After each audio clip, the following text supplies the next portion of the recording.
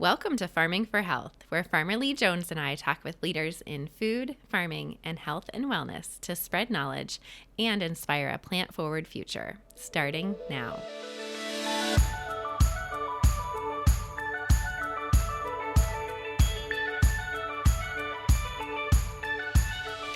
Welcome to the Farming for Health podcast. I'm Dr. Amy Sapola, and today I have the pleasure of being joined by Farmer Lee Jones and Kirk Bachmann. He's the Campus President of Escoffier in Boulder and the Provost. So welcome, Kirk. Thank you. Thank you.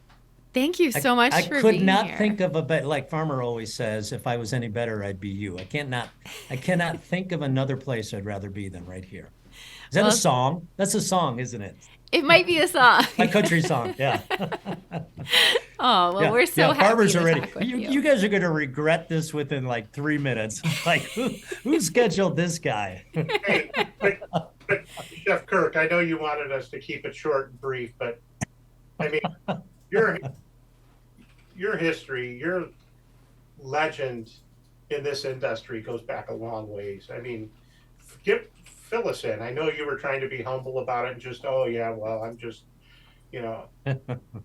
give us a little insight into what you Yeah. Oh gosh, legacy is a big word. My father always used to just tell me to just try to be a good cook for life. I mean, it was the business I grew up in. My parents came over from Germany in the 60s.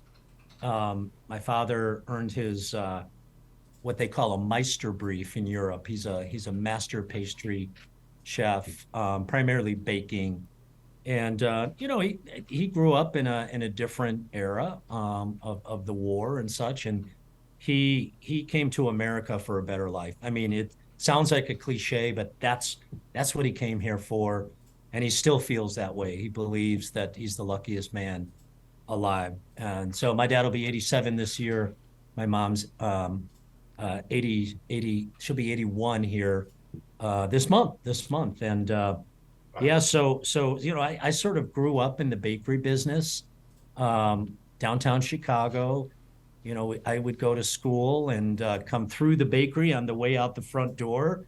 I went to a Catholic school down the street, and while all my friends were eating bologna sandwiches and snack packs, I was eating liverwurst on rye bread, and I had Black Forest tort for dessert. It's like, who's that guy in the lederhosen walking there with the beautiful desserts? But several years after that, we relocated to Colorado. The family bought a hotel, and we got into the hotel business. Stayed in the restaurant business, and I worked alongside my dad for many years. But kind of like Bob, your brother, Lee, it was important to get away from the family business for a minute. And so I went and got an education in business at the University of Oregon. And then my dad insisted that I go to a little culinary school up in the Northwest too, to demonstrate that I didn't know everything. And and so continued to work in the family business for quite some time. And some opportunities came up to give back, and I could not resist that opportunity. What, you're going to pay me to teach people how to cook? I can do that. And I never looked back. I spent about 20 years with the Cordon Bleu group, and about the last decade with some wonderful people here at Escoffier, and couldn't be happier for that journey. And I've had my dad on my podcast, and I love history, talk about legacy. I love when I talk to Farmer about, the impact that his father had on his life and his career. It's something for us to be really, really proud of. That's incredible. And I love the connection with your father as kind of the beginning of your whole career. And can you talk a little bit more about how you came into education and like what kept you there? Like what drew you into being in education?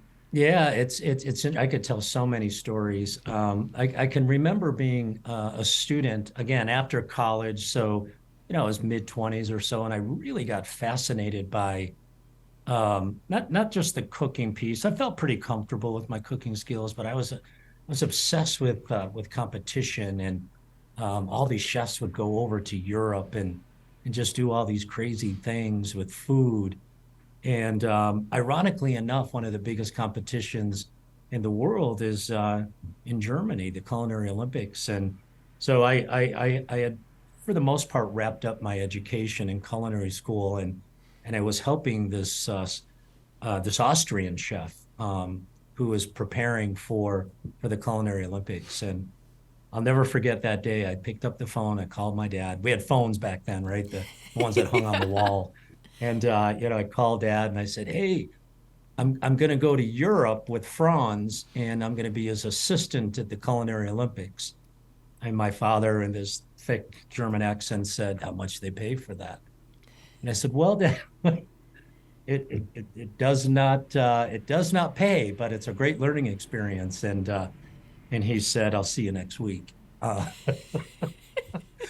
Heading back to business was really important. It still is. Our family's still in the hotel business. My sister looks after our family hotel. But something pulled, Amy, it's like, God, Dad, I just got to do this. I feel committed to the classroom. I just want to get out in front of students and share, my experience. It's more about stories, right? It's more about the stories. Mm-hmm. I've told the stories of my dad, sometimes good, sometimes bad, to many, many, many students, and they could resonate with that. And so I taught for a while, and then the opportunity came around. It was almost serendipitous back in '99, I would say. There was an opportunity for Le Cordon Bleu to come to the United States, right? And somewhat of a historian, I was fascinated by, the whole Julia Child thing, and to be a part of that. And it used to be a joke in my family, okay, Kirk wants to do this thing. He wants to go to Paris, and let's let him do that for a couple of years. He'll probably get some really nice certificates, and we'll put him up in the restaurant. We'll put him on the wall in the restaurant. Well, 2 years turned into 10 years, and 10 years turned into 20. And here I am, 30 years later, still, just trying to get a smile and impact students, anywhere we can. And now to be able to, partner and network and learn, from you, Amy, from Farmer Lee, and my son is now learning from Farmer Lee. It's just full circle. I can't get out of this this wonderful thing that we call education and just giving back. So it's not super complicated. It's just, Dad, I'm taking my ball, I'm going home, and I'm going to be in education for a long, long time. Oh, I love that. I feel ya. I love education as well. And I feel like there's so much in it for like teaching other people, but I think you get so much back from the students as well. And I always say whenever I teach, you learn so much more even than what you're putting out, just from being around all of that energy and all of the people who are so eager to be there. And yeah, it's just a really it is energy. Profession. And to have someone call you years later and just say something about the impact that you might have had, right, on them. You said something that that affected them in some way, shape, or form. Just yesterday, we received a comment, a quote, if you will, from one of our 2019 graduates. And, I won't go into all the detail, but one of the things she said was what she learned in culinary school was to lean in, and to just give it everything you have. And you can apply that to anything in life, whether I'm coaching my son in baseball or my daughter in gymnastics, which isn't pretty, by the way. That's not a good look, but it's about leaning in, right? It's about just trying, get uncomfortable for a minute and lean in. That's going to be my, Farmer, you're going to hear this like for months now, leaning in. I like that. And it's from a student. Right? So. Yeah. Beautiful.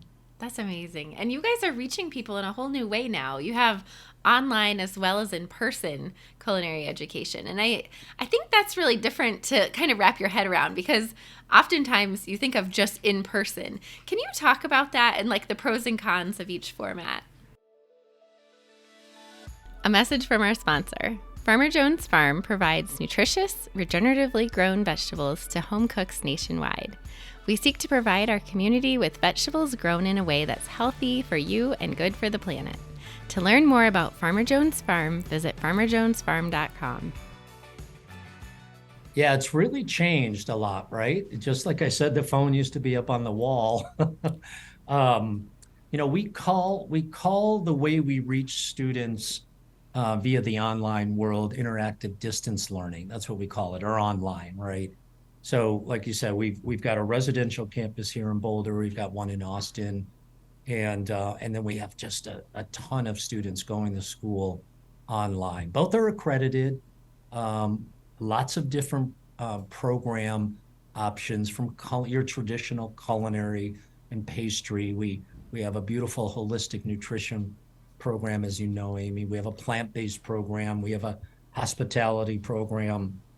We have a food entrepreneurship program. It's absolutely fascinating when you think about the choices that potential students and people have today.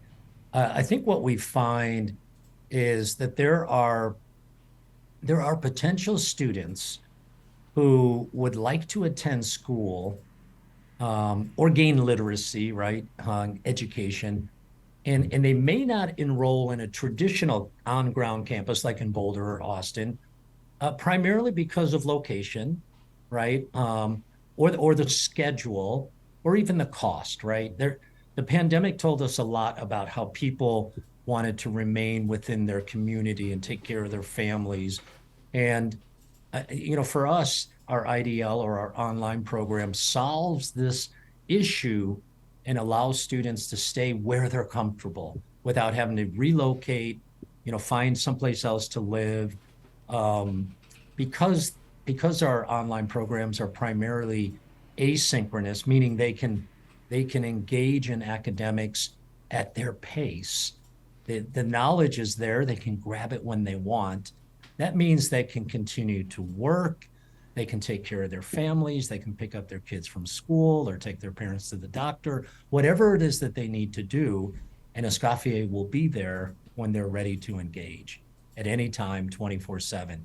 It's almost unimaginable that we could reach people in every state of the nation in such a meaningful way. Does that help a little bit? Yes, absolutely. I think it's a great format, and like you said, so accessible. It makes it so that people can come to culinary school online, really wherever they reside.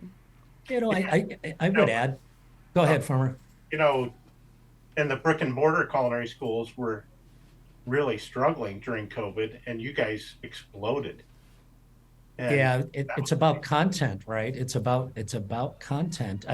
I always say, people always tell how old I am, but now it used to be that knowledge was kept under the toque, right? You had to go to culinary school and you had to take lots of notes and you had to become a sponge because you had to get the knowledge from that person at the front of the class who was doing the cooking or talking about hospitality or talking about inventory or staffing or whatever it is, right?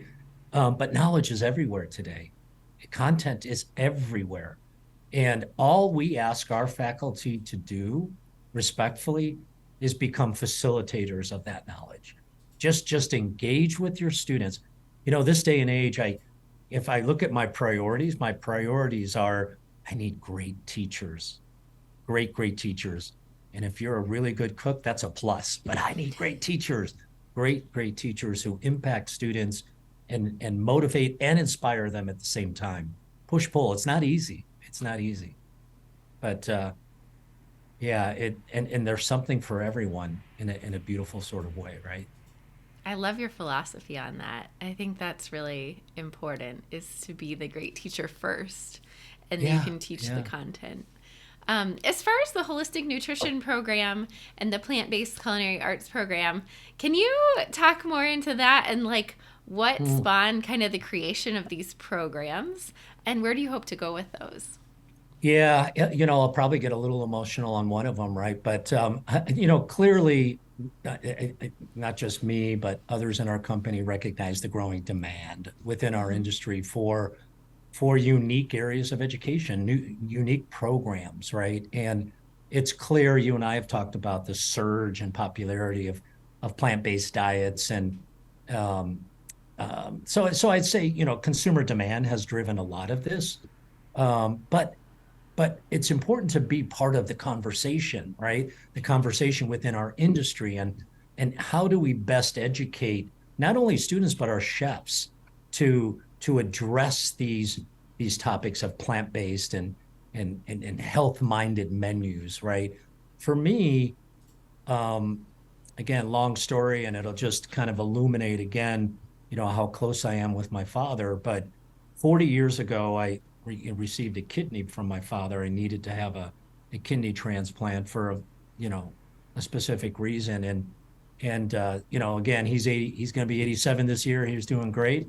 And I'm going to be this year, and I'm doing just great. And but quite honestly, I spent most of my life, you know, understanding pastry, understanding what happens when you combine sugar with eggs and cream and apply heat, right? And as a chef instructor, or even just a practitioner of the art, you have to have a good idea of animal proteins and how food comes to us, and how food is raised and grown, and all of that. But I also noticed, and I have to give my wife Gretchen a lot of credit for this, that the idea of just eating more plants more often, and not just eating plants more often, but knowing where your food comes from and how your food is grown. And quite honestly, over the last 3 years, I have learned so much from Farmer Lee and the entire team. I never would have asked the question about, crop rotation and regenerative farming and what it means, and the great conversations around why certain pesticides are not needed, right? So it's not just about great asparagus in the spring, hopefully it gets warmer, and great vegetables all year round, but it's, where's the food coming from, and how are you treating the soil, and how will that soil look, 100 years from now, when our grandkids have to talk to their children about it. So for me, and together with my wife and family, I just felt better.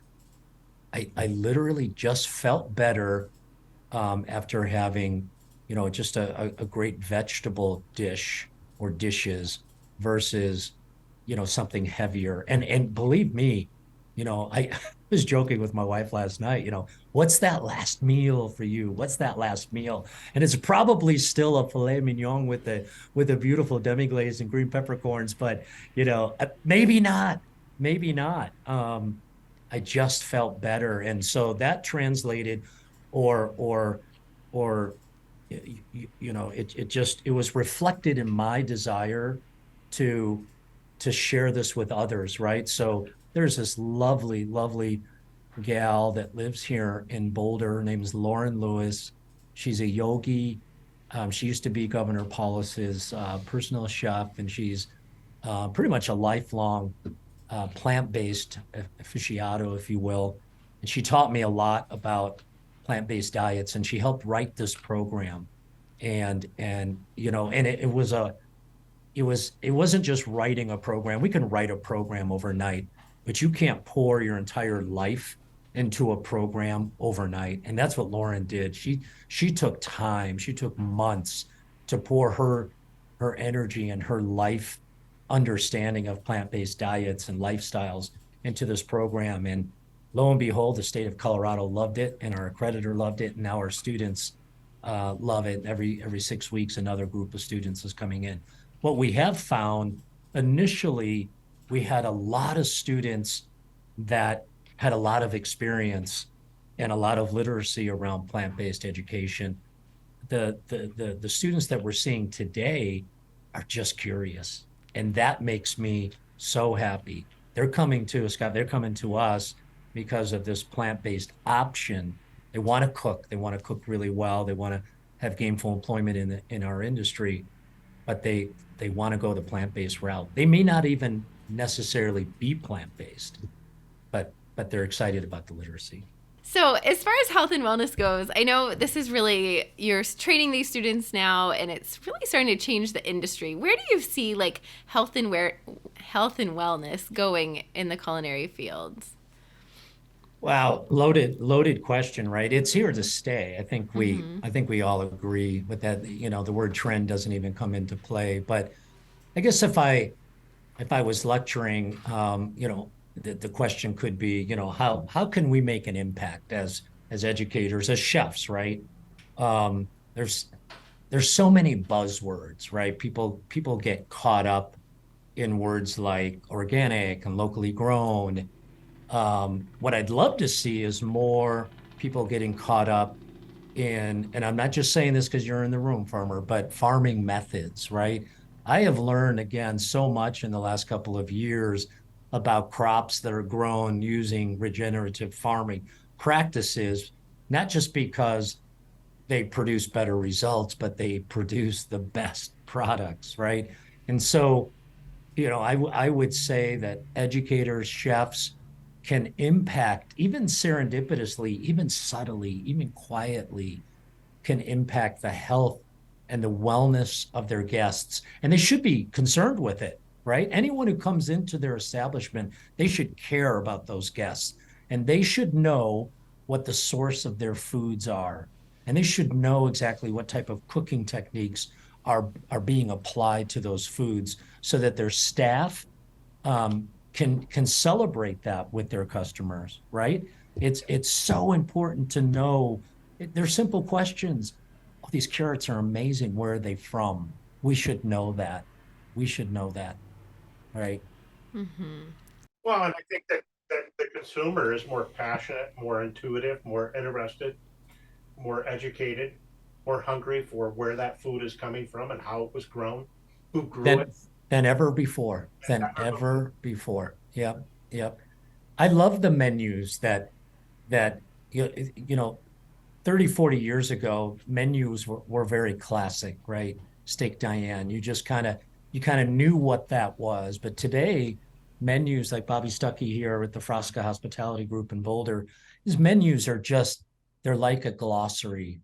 They're like an encyclopedia. It's here's what we're about to bring to you in our humble way of serving you. It's the list of everything that's on that plate in front of you. And then the server comes to you and with unbelievable preparation and knowledge, particularly around any diet restrictions that you might have shared, they explain to you what you're about to dine on. It's the circle of life. It's absolutely beautiful. That's probably why I stayed in education as well, because to be able to tell these stories and get people excited about this is what it's all about. And, 100%. and as it relates to health and wellness, as it relates to just common sense, the greatest question that we hear, and I know Chef Kirk, you've heard this before, the greatest question I can hear as a farmer is, farmer, what should we be putting on the menus today? And you're seeing more and more of that, in that chefs are really tuning in to following the rhythms of Mother Nature. It should be fiddlehead ferns, it should be ramps, it should be asparagus and rhubarb. There's such a natural progression to what should go on those menus today. And I think chefs are really getting it, and that's exciting. And there's the connection with the end user because they get it, and that chef is getting it. And now it's just beautiful harmony. And that's your favorite question of all It is. time, right? That's the easiest question in the world, right? Absolutely. Yeah. What should I put on the menu? What should I put on the menu?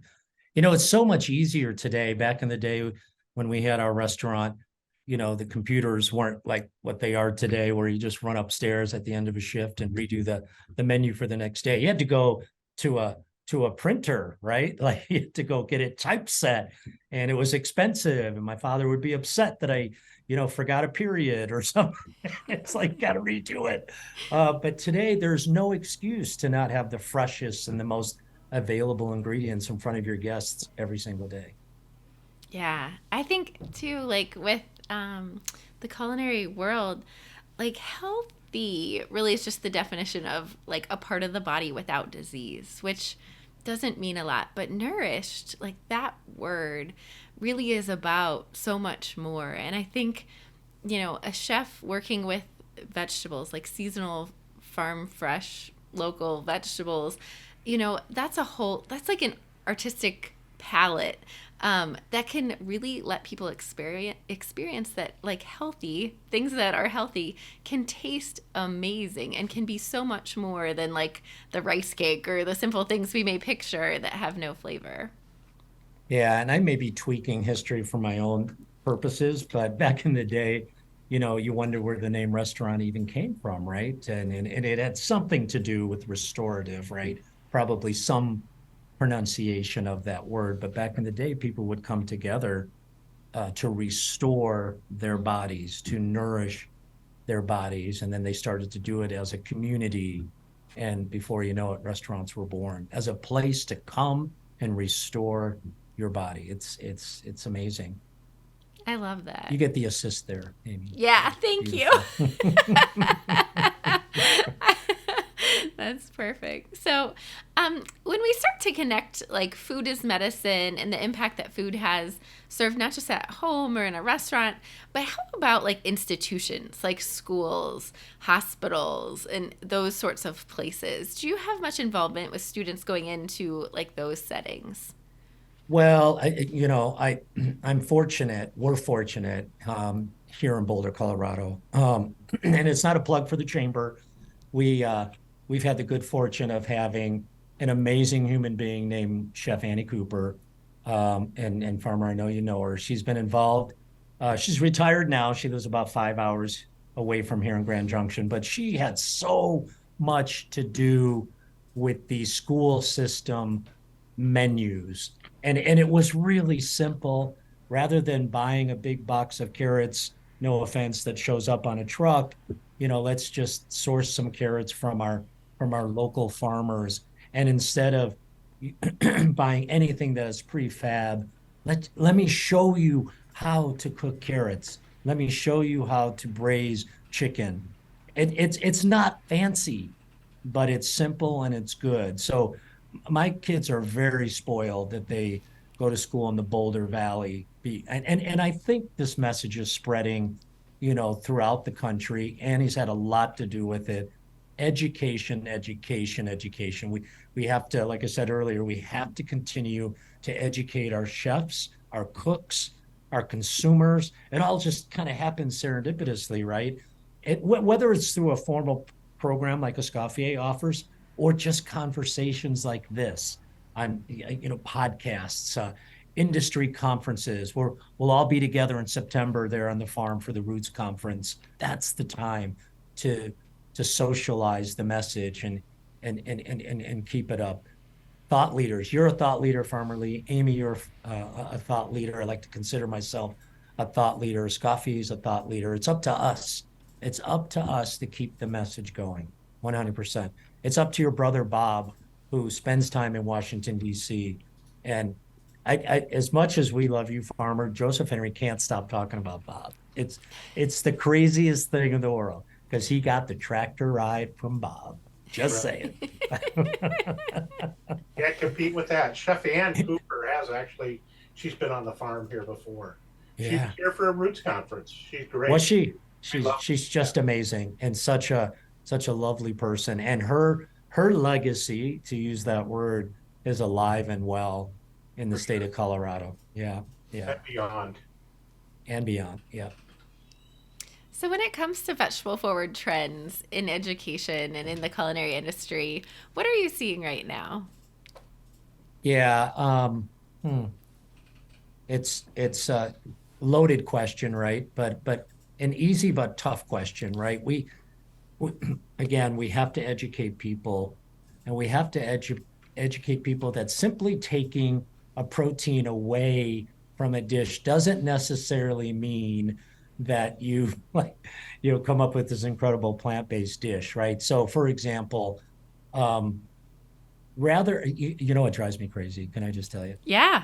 Yeah, I'd like a Caesar salad. Would you like to add a protein to that Caesar salad? Who's heard it? I've heard it. We've all heard it. Yep. What do you want? You want shrimp? You want chicken? You want beef? No, I just want an incredible Caesar salad. I want the best Caesar salad that I've ever had. If I wanted a chicken Caesar salad, then I would have asked that, right? I'm being snotty now, but what we can take the same types of techniques and marinades and pickling techniques and brining techniques and smoking techniques and grilling techniques. We can apply all of that to vegetables and create unbelievably amazing, complicated profiles for our customers. And I think so many chefs and cooks and restaurateurs are doing that today. They 100% are doing that today. Um, in all seriousness, for that last meal again, one of my shepherd's pie is probably historically one of one of my most just favorite meals. One, because it's so simple, it's peasant food, and it's so well presented. It's a pie, but traditionally lamb, right, with potatoes on top. I mean, it doesn't get much better. My wife Gretchen and I love our plant-based version of shepherd's pie, which is, try to imagine this. You're gonna start crying.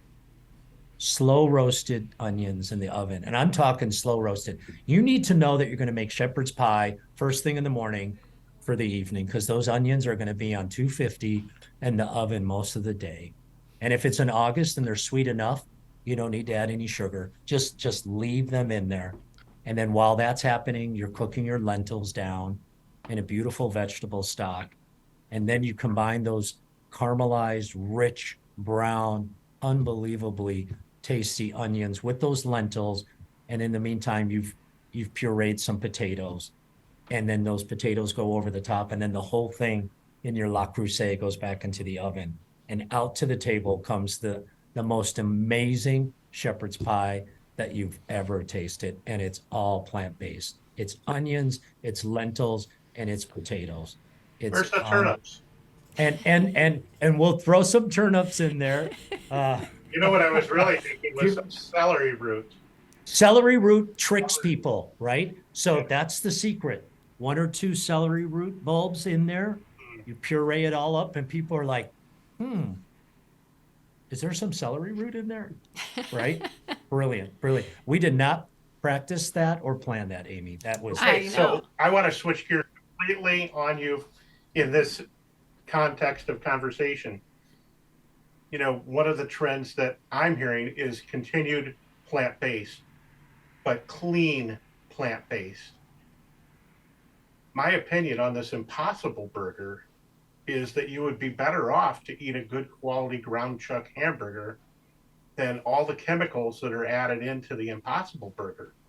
You know, so it is certainly going to be, I don't think it's a fad. It's a trend. It's moving forward, but it's going to be clean. It's going to be clean plant-based. But we have to, it's a brilliant point, but we have to educate. Think 10 years ago, if you went to Whole Foods or Kroger's or wherever you went, how hard it was to find something that was plant-based at that time. Because it was hidden behind this over there in the corner. You really had to dig for it, right? And so now, again, the conversation is open. People are talking. I had a conversation with Chad Sarno. Chad Sarno and his brother Derek have an incredible company, and they call it plant-based, right? 80-20 type of approach to eating. The name of the company is Wicked Healthy. Great people. Chad lives in Austin, and Derek lives in London. And I asked Chad one time, like, why are some of these products using a protein name like chickenless fingers? Yeah. And Chad said it's all part of the process. 10 years ago, we couldn't find the stuff. Now it's front and center. No one's ever denying, at the end of the day, no one denies that a great chicken dish doesn't taste good. A lot of people in the world love the taste of chicken. They love the taste of beef. They love the taste of lamb. No one's denying that. So a lot of this has to do with just changing people's habits, having them change their habits with something they're comfortable with. it's chickenless. Okay, that tells me it's probably going to taste like chicken, but there's no chicken in it. I'm in, right? It's garbanzo beans and red onions, but they made it taste like chicken somehow. So so farmer, to answer your question, I think everything will take time.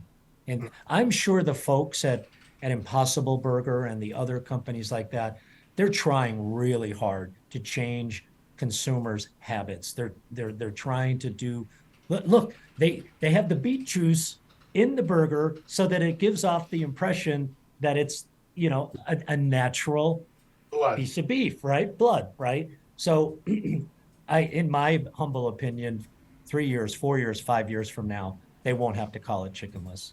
They won't have to, kind of play with the marketing side of it because We people had will look for what they want.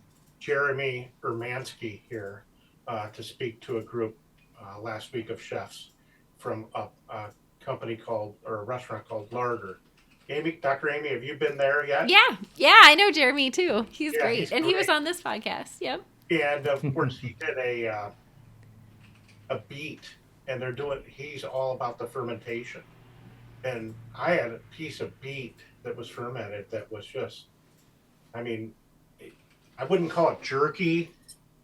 I don't know what would be the best description of it. I mean, it was amazing, but that whole fermentation process seems like that's red hot to explode. Yeah. He wrote the book on koji, and I think he uses a lot of koji as well, which is cool. Yeah. Right there in the area by you guys? Yeah. Oh, nice. Yeah. One of the things, I know you were talking about your last meal, but like what vegetable forward dish are you making at home that you're really excited about right now? A note from our sponsor. The Chef's Garden is a family-owned regenerative farm that grows the most flavorful and nutritious vegetables, herbs, and microgreens for culinary professionals and home cooks. For over 30 years, the Chef's Garden has supplied some of the world's finest chefs and restaurants. Now, through Farmer Jones Farm, the same delicious ingredients are available to home cooks in the United States to use and enjoy, delivered directly to their homes. The Chef's Garden mission is to grow exceptional vegetables, care for each other and the land, and inspire a vegetable-forward future. For more information, visit chefs-garden.com. Well, I mentioned the shepherd's pie. We don't have that every week, though. Here's the thing. Kale gets a bad rap, right? Because you have to work at it, right? Now Farmer's shown some unbelievable crunchy kale, puts it up in front of the camera. It's unbelievable. But what Gretchen does with kale in our family, I'm just going to say, not only does she massage it, but she thinks about the entire experience, right? So try to imagine kale with some carrots and some almond slivers and some red onions, and then this really cool lemon vinaigrette that she creates with a little garlic in it. So a few bacon bits. Oh, sorry. No bacon bits, no bacon bits.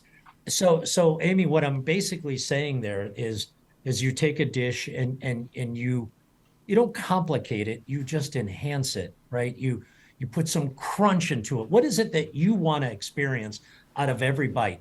I think, at least in my family, we've been able to get away from this idea of, oh, let's try to make it taste like chicken. Oh, let's try to make it taste like that. Let's just enjoy what it is. Oh my gosh, she put these sesame clusters on it this time. So like, wow, that was different than almonds. And it's really simple food. And in our kitchen, on our table, on any given day, there's a bowl of something. Right now, it could be mango, it could be blackberries, it could be strawberries. There's always nuts. There's always something. I grew up in a very strict sort of dining experience household, right? The pork roast that landed in front of you with the dumplings, that's what you were eating. And you weren't leaving the table until and you weren't putting your elbows on the table either, by the way. And you weren't leaving the table until dinner was done. That was dinner, right? And I already told you about my lunch experiences in grade school. Dinner today is, for us, and it drives my parents crazy, but it's a grazing exercise. The kids know what they want to do. Yesterday, my Grayson, she's 10, she wanted to make grandma's cucumber salad. So there she is with an English cucumber. She peels it herself. She slices it herself. She adds the right amount of champagne vinegar and the right amount of oil and whatever she wants, right? It's important that our kids have literacy around what they like and what they want to eat, what they want to experience. We don't get upset if Joseph Henry really wants to focus on this kale salad. He loves his kale salad. And Grayson wants a little something different. We don't get wound up about that, right? Because we've got it all there. And with vegetables, it's a lot easier. It's she's always got we got one of these air fryers. We never had one before. But if you ever get an air fryer, they are amazing at searing up tofu. So if you get the tofu that's just a little harder anyway to start off with, cut it in cubes, and you drop it into that air fryer, it's unbelievable. And then you throw that tofu on top of a kale salad or whatever it is, quinoa salad. That's I don't know if I answered your question. Talking more about the Bachmann household, but that's what people want. They want an incredible experience. And I love the simplicity in your household too. I think a lot of times, like you said, it gets overcomplicated, and vegetables taste so good when even just simply prepared, and can be intimidating sometimes if you try to overdo it. So I think, the simplicity of a salad with just really great ingredients is Well, our food is wonderful. simple. I don't know that the household is, for the record. Yeah, no, But I don't I mean have to that. say too, I'm looking over here. So I have an incredible chef instructor. His name's Stephen Niles. He's been here with us in Boulder for 12 years. He's also a farmer. Farmer Lee met him. He's got a beautiful ranch, 80 acres, north and Fort Collins area, Wellington, Colorado. And it's called Three Sisters Farms. He's got 3 daughters, and he'll bring me farm fresh eggs now and again. But we've seen pictures of the chickens. We know their names. We've been on the farm with his daughters, and we know like what's happening. And we're, as a family, we're okay with that now and again. We're okay with that. Yeah, I love that connection. Yeah. So our podcast is called Farming for Health. When I say farming for health, what does that mean to you? Yeah. Gosh, what a great name, by the way, too. Farming for Health. And it really speaks to everything that we've been talking to Farmer about for the last couple of years, and you now, Amy, too. Again, at the point of being a little bit redundant, it's the way, when I hear Farming for Health, I think it's the way we grow food and the impact that has on the planet and on the people, right? When my 12-year-old boy asks me questions constantly about what farmer would do, what would farmer think of that, Farmer Lee has made an impact. I don't just say that because he's sitting here. He's made an impact on my son, and my son thinks about things differently. Daddy, why is that truck unloading in front of your school? Why can't you just go? There's tough questions that I have to answer sometimes, but he's thinking about it. He's thinking about what cover crop does. Bob quizzed him on the farm about cover crops, right? Every farmer has a choice. Every consumer has a choice. We all have a choice. We can choose foods that are grown the right way, but in order to know that they're grown the right way, we have to educate ourselves, period. That's what Farming for Health means to me. And you can trademark that. Yeah, Great all I answer. can think of is like, preach it, brother, preach it. Preach it, preach it. Preach it. So I don't mean to embarrass you, but you really do just exude like joy and positive energy and just so much caring and kindness and passion for what you do. What do you do personally for your own self-care to keep that level of energy? Not enough. Not Yeah. enough, Amy. I'll tell you that. I find happiness, and this is not a cliche. I find happiness through my family. through my children, my grandchildren, my wife and my family. And I find happiness here. The other day, speaking of, we have plant-based programs, but it's the school is not entirely plant-based. But I was walking around coming through the pastry kitchen, and all of a sudden I got a whiff of someone is braising cow tongue. I can smell it 100 yards away. And sure enough, I get to the kitchen. The students had worked really hard on this tongue, and they were making tacos out of them. They braised the heck out of it. And the aroma, the onions, the peppers, they were making their own tortilla. It was amazing. It was amazing. That makes me happy. I didn't have any, but it makes me happy that they were learning something, that they were experiencing, a new technique for them. From an exercise perspective, we all have to do more. I row a little bit. I walk a lot. I walk here a lot. I need to do more. That's my vice, and there's no one to blame but myself for that. I love all sports. I do. I need to be more active, but as far as I'm concerned, I'm pretty damn happy. You exude it. Really, all that matters. I'm happy. That's important. That's important. Yeah. Good. Well, thank you so much for being on the podcast. I know our listeners are going to want to find out more about you and more about Escoffier. Where can they find you online?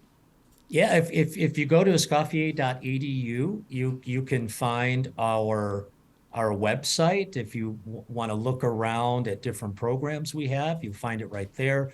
There's also a super cool blog that includes a ton of literacy around our industry. There's a podcast there as well, yes, which you've both been on, called The Ultimate Dish, and there's some pretty cool literacy there as well. But yeah, escoffier.edu, that's us, and I'm so humbled and appreciative of the time today. Thank you so much.